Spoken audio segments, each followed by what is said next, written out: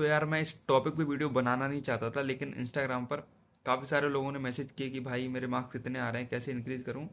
तो मेरी भी एक स्टोरी है जो 2019 की है कि किस तरीके से जो है मैंने अपने मार्क्स इंक्रीज किए थे उस टाइम पर। बहुत लोग फॉल्स होप देते हैं, लेकिन मतलब मेरे पे अगर विश्वास है आपको तो मैं आपको जो है एक रियल स्टोरी अपनी शेयर करूंगा और रियल जो है वो बात बताऊंगा किस तरीके से सच में आपके मार्क्स इंक्रीज हो सकते हैं। मतलब कुछ हो सिलेक्शन की बात मैं नहीं करूंगा कि आपको सिलेक्शन हो जाएगा, लेकिन आप जब पेपर देने जाओगे नीट का अपना तो कॉन्फिडेंट होके जाओगे कि हाँ मैंने कुछ अच्छा किया है अपनी पूरी नीट की जर्नी में, मैंने 100% अपना दिया है। इस फील के साथ जाओगे। तो ये है कि इस टाइम पर आपको केवल पढ़ाई करनी है, खाना है, अपने बेसिक काम करने हैं और सोना है। बाकी जो टाइम है उसमें केवल पढ़ाई करनी है। जितने भी डिस्ट्रैक्शंस हैं उनको अभी तुरंत के तुरंत जो है उनको ख़त्म कर दो। ये बात है 2019 की, जब मेरे मार्क्स आए थे 273 मार्क्स आए थे आउट ऑफ 720। ये नवंबर या दिसंबर के टाइम जब एल का मेयर टेस्ट होता है उस टाइम पर इतने मार्क्स थे मेरे। उसके बाद जब दिसंबर में पेपर हुआ 2020 में नीट का, तो मेरे मार्क्स थे 560 मार्क्स थे। सिलेक्शन नहीं हुआ था, लेकिन नेक्स्ट जो अटैम्प्ट है उसमें सिलेक्शन हो गया था। तो इन दोनों अटैम्प्ट में जो मैंने सीखा है किस तरीके से मार्क्स इंक्रीज होते हैं, किन चीज़ों पे मैटर करते हैं मार्क्स, तो वो मैं आपको बताऊंगा। तो ताकि जो मैंने गलती की है, मतलब मैंने 8 या 9 महीने में अपने मार्क्स जो हैं वो अब 300 मार्क्स इंक्रीज किए हैं अप्रॉक्स। तो आप जो है ये गलती ना करो, और आपके मार्क्स अगर 400 से ऊपर आ रहे हैं तो आप अब कैसे अपने मार्क्स जो है वो 650 या 600 तक ले जा सको। बेसिकली मेरा फोकस मार्क्स पर नहीं रहेगा, मेरा फोकस रहेगा कि आप किस तरीके से कॉन्फिडेंट होकर पेपर में जा सको। तो मेन ध्यान देना है कि किस तरीके से सिलेबस कंप्लीट करना है और कॉन्फिडेंट होकर पेपर में जाना है। ये सोच के नहीं जाना कि मेरा नहीं हो पाएगा। ये कॉन्फिडेंस देने की कोशिश करूँगा मैं। तो स्टार्ट करते हैं अपनी वीडियो। स्टार्ट करते हैं अपना फिजिक्स से। तो क्या करना है आपको, अपने जो चैप्टर्स हैं उनको डिसाइड करना है कि वीक चैप्टर कौन से हैं आपके और स्ट्रॉन्ग चैप्टर्स कौन से हैं।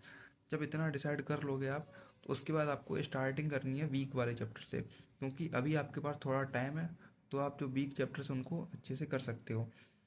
तो जो वीक चैप्टर स्टार्ट करोगे वो कोशिश करनी है कि जितने भी वीक हैं आपके चैप्टर्स फिजिक्स में, वो आपके जनवरी और फेब तक कंप्लीट हो जाए।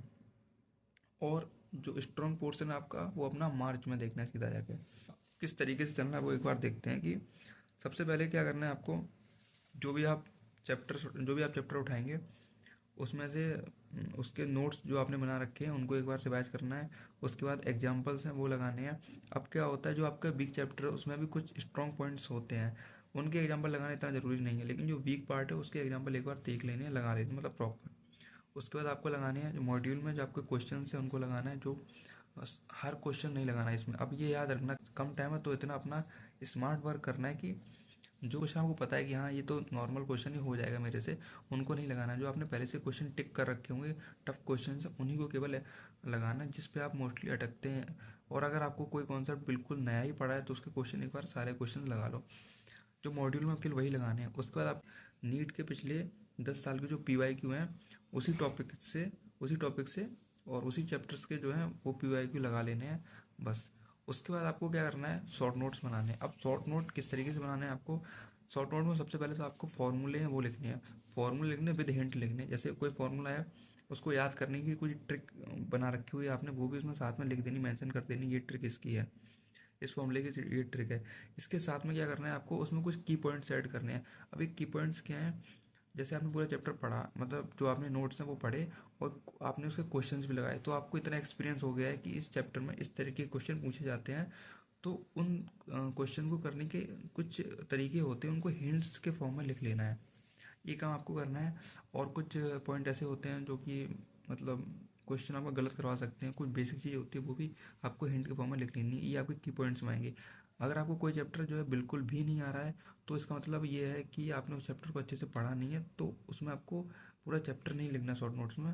तो आप एक बार अपना चैप्टर को दोबारा से रिव्यू कर लेंगे। तो सेम चीज़ आपको ये स्ट्रॉन्ग जो आपके टॉपिक्स हैं उनके लिए भी करनी है, लेकिन वीक टॉपिक पहले करना है क्योंकि अभी टाइम है, लास्ट में टाइम नहीं रहेगा। तो स्ट्रॉन्ग टॉपिक में आपका टाइम कम लगेगा एज़ कम्पेयर टू, लेकिन चीज़ें जो सेम करनी है जिस तरीके से मैंने बताई हैं आपको, इस तरीके से करनी है। और एक चीज़ और याद रखना है कि रिवीजन सबसे इंपॉर्टेंट है। जब आप पिछला चैप्टर कंप्लीट कर लें और नए चैप्टर पाएँ, तो जो पिछले चैप्टर के शॉर्ट नोट्स हैं और जो आपने मिस्टेक्स कर रखी हैं पहले से, उन चीज़ों की एक बार रिवाइज ज़रूर कर लेना है, क्योंकि टाइम कम है। अगर आप अभी धीमे धीमे करके रिवाइज करते हुए चलोगे तो मई जब आएगा, अप्रैल आएगा, तो चीज़ें आपको पहले से याद होंगी। अभी अगर आपको चैप्टर पूरा कंप्लीट करने में 2 या 3 दिन लग रहे हैं, तो उस टाइम पे चैप्टर कंप्लीट करने में आपको मुश्किल से आधा घंटा लगेगा। मतलब आप बेसिक पॉइंट देखोगे अपने और चैप्टर आपका कंप्लीट हो जाएगा। इतना कॉन्फिडेंस लेके आना है, तो उसके लिए मेहनत थोड़ी ज़्यादा करनी पड़ेगी। मतलब दिन का 12 से 15 घंटा पढ़ना पड़ेगा। अब अपन देखते हैं कि केमिस्ट्री को किस तरीके से टैकल करना है। वो हम बात करते हैं अपने इनऑर्गेनिक केमिस्ट्री और बायो के बारे में। देखो, दोनों में सेम ही चीज़ें याद करना है, तो हम दोनों को एक साथ लेके चलेंगे। वो बायो और इनऑर्गेनिक में क्या है, सबसे पहले आपको जो बिग चैप्टर्स हैं, जो बेसिक है वो सेम रहेगा। बिग चैप्टर्स हैं उनको देखना है कि कौन कौन से आपको बिग चैप्टर्स हैं, उसके बाद उन्हीं से आपको स्टार्ट करना है। जो बिग चैप्टर्स हैं उनको लाइन टू लाइन एनसीईआरटी पढ़ना है, इनऑर्गेनिक में भी और बायो में भी। लेकिन इनऑर्गेनिक में कुछ चैप्टर्स हैं, जैसे कि केमिकल बॉन्डिंग, पीरियोडिक टेबल हुआ और कोऑर्डिनेट कंपाउंड हुआ। कोऑर्डिनेट कंपाउंड आप एनसीईआरटी से पढ़ सकते हो, कुछ इंपॉर्टेंट पॉइंट दे रखे हैं जो कि क्वेश्चन आते हैं वहाँ से। तो इन चैप्टर को आपको अपने मॉड्यूल से पढ़ना है और अपने क्वेश्चन है वो भी वहीं से क्वेश्चन लगाने हैं। रटने का ज़्यादा होता है दोनों सब्जेक्ट में, तो बार बार पढ़ना पड़ेगा आपको। एक बार चैप्टर पढ़ लिया, फिर सुबह उठ के दोबारा से रिवाइज करना है। और एक सबसे इंपॉर्टेंट चीज़ ये है कि जब आप एनसीईआरटी पढ़ रहे हैं, आपने आपके मार्क्स 400 से 500 के बीच में आ रहे हैं, इसका मतलब ये आपने पहले से बहुत सारी चीज़ पढ़ रखी होंगी। तो क्या करना है आपको, एनसीईआरटी की जो लाइन्स हैं जो आपको वीक लगती हैं और रिएक्शंस होगी या डायग्राम्स हो जो वीक लगते हैं, एक सेपरेट नोटबुक बनानी है, इनऑर्गेनिक की अलग और बायो की अलग। वहाँ पर आपको उन लाइन्स को लिखना है, या फिर पूरी लाइन्स लिखनी है, या फिर उसका रेफरेंस लिखना है। ये पर्टिकुलर लाइन में भूलता हूँ या भूलती हूँ, इस चीज़ का ध्यान देना है।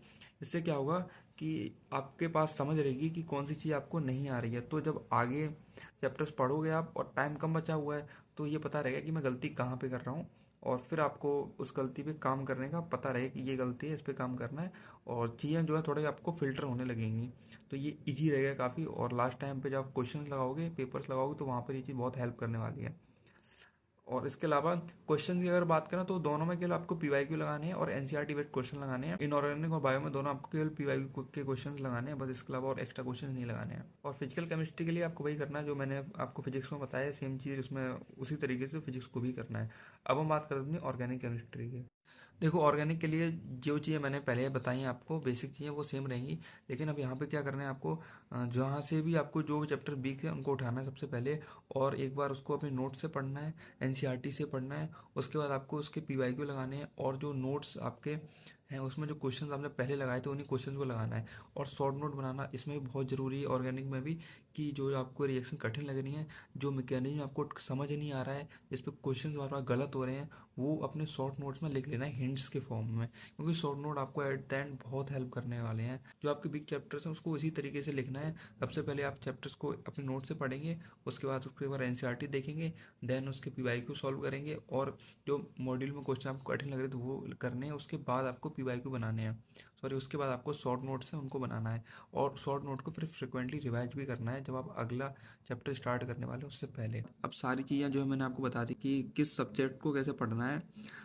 और एक चीज़ ध्यान रखनी है कि ये लास्ट टाइम है बिल्कुल, तो इसमें अब आप कुछ ऊपर नीचे नहीं कर सकते हैं। कि आपका पढ़ने का मन नहीं कर रहा है तो आप लेट गए, स्ट्रेस ज़्यादा हो रहा है तो नहीं पढ़ाई करें, कुछ भी हो रहा हो, कैसी भी कंडीशन हो रही है आपकी, अगर आपको सच में नीट में कुछ करना है या फिर अपने अंदर सेल्फ कॉन्फिडेंस कॉन्फिडेंस डेवलप करना है, तो एक बार तो मतलब घिसना पड़ेगा, अच्छे से घिसना पड़ेगा।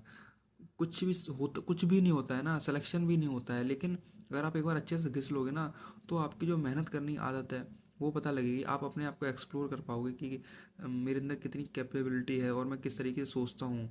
आपके जो बिलीव्स हैं वो चेंज होंगे। आपको लग रहा होगा कि मैं शायद नीट नहीं निकाल सकता हूँ इस पॉइंट ऑफ टाइम पे, तो आप अपने आप को कॉन्शियस होकर बार बार बोलते रहो कि नहीं, मैं कर सकता हूँ, कर सकता हूँ। जब एक दो बार आप बोलोगे और ये आदत बना लोगे, हैबिट अपनी, कि बार बार बोलने की मैं कर सकता हूँ, और गलती से अगर आपके किसी एक टेस्ट में आपके मार्क्स में वो इंक्रीज हो गए, 600 आ गए, तो वो आपका बिलीफ सिस्टम जो है और इंक्रीज होने लगेगा। मतलब वो बिलीफ सिस्टम आपका और स्ट्रॉन्ग होने लगेगा। तो इस तरीके से अपना बिलीफ सिस्टम स्ट्रॉन्ग करना है, क्योंकि बिलीफ सिस्टम एक बार स्ट्रॉन्ग हो गया तो आप मतलब कुछ भी कर सकते हो। तो ये कॉन्फिडेंस आपको अपने अंदर डेवलप करना है नीट के एंड तक, नीट के पेपर से पहले। ये बहुत ज़रूरी है। ये आपको नीट में नहीं काम आएगा, ये हर जगह काम आएगा। अगर आप एमबीबीएस में आओगे तो काम आएगा, नीट नहीं भी निकला तो और किसी फील्ड में जाओगे तो वहाँ भी काम आएगा। और अगर आपने वीडियो यहाँ तक देखी है तो थैंक यू, और चैनल को सब्सक्राइब कर देना। मैं कोशिश करूँगा कुछ नए कंटेंट और ट्राई करने के। नीट का मैं पूरा डाल दूंगा, यहाँ से लेके काउंसलिंग तक का पूरा मैं डालने वाला हूँ। और उसके बाद भी देखूंगा मेरे पास किस तरीके से टाइम है और आप लोग क्या चाहते हैं उस हिसाब से। तो चैनल को सब्सक्राइब कर लो, इंस्टाग्राम पे भी फॉलो कर लो, और अपने क्वेश्चन है वो मेरे से पूछते रहना इंस्टाग्राम पे भी, और यहाँ कमेंट सेक्शन में पूछो और कमेंट किया करो जो भी डाउट है। अगर कोई वीडियो में चीज़ ख़राब भी लगी है तो एक बार उसको बता दिया करो, ताकि मैं और इम्प्रूव कर सकूँ अपनी नेक्स्ट वीडियोज़ में। Thank you.